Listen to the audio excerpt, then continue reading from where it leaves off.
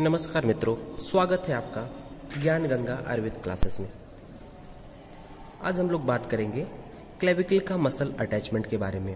तो यहाँ पर जब भी मसल अटैचमेंट की बात करते हैं, किताबों में जो है अटैचमेंट का डायग्राम दिया होता है, तो उसको ये समझना होता है कि जो रेड कलर से जो डायग्राम दिखाया जाता है वो ओरिजिन को रिप्रेजेंट कर रहा है, जबकि ब्लू कलर का जो है वो इंसर्शन है। तो हम लोग बात करते हैं कि यहाँ पर जो भी ओरिजिन और इंसर्शन इसी तरह से हम लोगों ने लिखा है। देखेंगे लेटरल 1/3 ऑफ शेफ्ट और मीडियल 2/3 ऑफ द शेफ्ट के बारे में बात हो रही है। तो यहाँ पर हम लोगों ने भी उसी तरह से रिप्रेजेंट करने की कोशिश की है कि जो स्काई ब्लू है या ब्लू है उसको इंसर्शन मानेंगे और जो रेड कलर का जो लिखा गया उसको ओरिजिन मानेंगे। तो देखेंगे यहाँ पर कुछ मसल्स की ओरिजिन और इंसर्शन की बात की है। टोटल 6 मसल्स है जहां पर ओरिजिन और इंसर्शन के बारे में बात कर रहे हैं।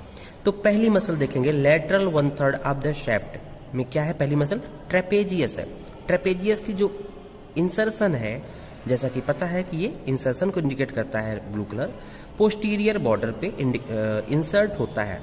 दूसरा मसल है डेल्टॉइड। डेल्टॉइड मसल जो होता है वो इंटीरियर बॉर्डर के अलोंग ओरिजिन होती है। अब बात करते हैं मीडियल 2/3 ऑफ शेफ्ट। तो मीडियल 2/3 ऑफ शेफ्ट जो है, इसमें पहली मसल है स्टर्नोक्लीडोमेस्टॉइड मसल। स्टर्नोक्लीडोमेस्टॉइड मसल्स एक्चुअली एक मसल है जिसमें 2 ग्रुप के हेड इन्वॉल्व होते हैं। पहला है स्टर्नल हेड और दूसरा है क्लीडो मीन्स होता है क्लेविकुलर हेड। तो यहाँ पर हम लोग क्लेविकुलर हेड की बात करेंगे। तो देखेंगे यहाँ पर कि इसका जो ओरिजिन होता है रफ सुपीरियर। स्टर्नोक्लीडोमेस्टॉइड के बारे में बात कर रहे थे। तो यहाँ पर जो स्टर्नोक्लीडोमेस्टॉइड मसल्स है इसमें 2 हेड होते हैं, एक एक्सटर्नल हेड होता है और एक क्लीडो मीन्स क्लेविकुलर हेड है। एक्चुअली क्लेविकल में देखेंगे तो यहाँ पर क्लेविकुलर हेड की बात करेंगे। इसका जो ओरिजिन है क्लेविकुलर हेड जो rough superior surface of medial 2/3 पे हो रहा है। फिर देखेंगे दूसरी मसल है स्टर्नोहिवाइड मसल। स्टर्नोहिवाइड मसल जो है इसकी ओरिजिन हो रही है क्लेविकल पर और पोस्टीरियर सरफेस पे हो रही है close to medial end. Medial end के पास में हो रही है। तीसरी मसल है सब क्लेवियस मसल जो कि मीडियल 2/3 पे है। इसका इंसर्शन हो रहा है और कहाँ पे हो रहा है, सब क्लेवियन ग्रूव जो कि इंफीरियर सरफेस पे हम लोग बात करते हैं। और चौथा है पेक्टोरलिस मेजर। पेक्टोरलिस मेजर के बारे में बात करेंगे तो इसका जो ओरिजिन है वो एंटीरियर सरफेस के एलांग हो रहा है। नेक्स्ट बात करते हैं इस तरह से हम लोग का यहाँ पर देख रहे होंगे। यहाँ पर 2 व्यू है, एक सुपीरियर व्यू है। पहला पॉइंट दिखा रहा है सुपीरियर व्यू और दूसरा जो डायग्राम दिखा रहा है इन्फीरियर व्यू है। तो सुपीरियर व्यू में देख रहे होंगे कुछ मसल्स के ओरिजिन दिखाए गए, कुछ मसल्स का इंसर्शन दिखाया गया। क्योंकि इन्फीरियर व्यू में हम लोग को क्या दिखता है, सब क्लेवियन ग्रूव और सब क्लेवियन ग्रूव पे सब क्लेवियस मसल्स का इंसर्शन दिखाई देता है। तो ये है सब क्लेवियस मसल्स जो ब्लू कलर का है। तो इस तरह से हम लोग आइडेंटिफाई कर लेते हैं। अब बात करते हैं क्लिनिकल एनाटॉमी ऑफ क्लेविकल। तो बहुत ज्यादा क्लिनिकल एनाटॉमी तो नहीं है, लेकिन फिर भी कुछ पॉइंट्स हैं उनको हम लोग देखेंगे। तो पहला पॉइंट होता है फ्रैक्चर।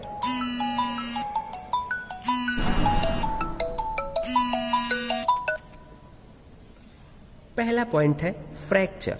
उसमें देखेंगे ये fracture commonly fracture by falling on the outstretched hand. जो क्लेविकल का फ्रैक्चर है जनरली हम लोग जब भी गिरते हैं जमीन पे तो अपने सपोर्ट के लिए हाथ फैल जाता है, इसको बोलते हैं outstretch of hand.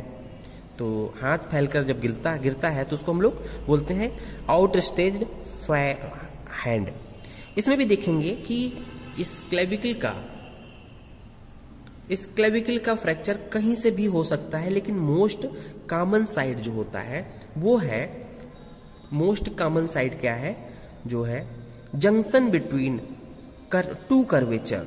2 curvature means medial 2/3 का और लेटरल 1/3 का कर्वेचर का जंक्शन जो होता है वो है मोस्ट कॉमन पॉइंट होता है, वीकेस्ट पॉइंट होता है और इस तरह से ये यहाँ पर जनरली फ्रैक्चर होता है। तो इसको बोलते हैं कि most common site of fracture that is the junction between 2 curvature of bone. इसको दूसरे शब्दों में कह सकते हैं कि junction between medial 2/3 and lateral 1/3। तो ये है इसके फ्रैक्चर से संबंधित। फिर बात करते हैं, एक पॉइंट होता है क्लीडोक्रेनियल डाइसोस्टोसिस। तो क्लीडोक्रेनियल डाइसोस्टोसिस, इसमें क्या होता है कि यह एक तरह से कंजेनेटली एब्सेंट होती है। जब प्रेगनेंसी के दौरान ऑसिफिकेशन होता है तो कभी कभी क्लेविकल नहीं बनता है, तो उसको बोलते हैं क्लीडोक्रेनियल डिसोस्टोसिस। या ये भी हो सकता है कि प्रॉपर तरीके से न बने, तो इम्परफेक्टली डेवलप्ड हो या एब्सेंट हो, तो उसको बोलते हैं क्लीडोक्रेनियल डिसोस्टोसिस। इसके वजह से क्या होगा कि शोल्डर ड्रूप कर जाएगा, क्योंकि ये क्या करता था, क्लेविकल शोल्डर को सपोर्ट करता है। तो उस कंडीशन में क्या हो जाएगा, जब क्लेविकल रहेगा नहीं या इम्परफेक्ट तरीके से डेवलप होगा तो क्या होगा, शोल्डर ड्रूप कर जाएगा और दोनों के दोनों शोल्डर ऐसे लगेंगे कि एंटीरियरली प्लेस्ड है। और इस तरह से हम लोग का क्लेविकल का क्लिनिकल पॉइंट समाप्त होता है। धन्यवाद।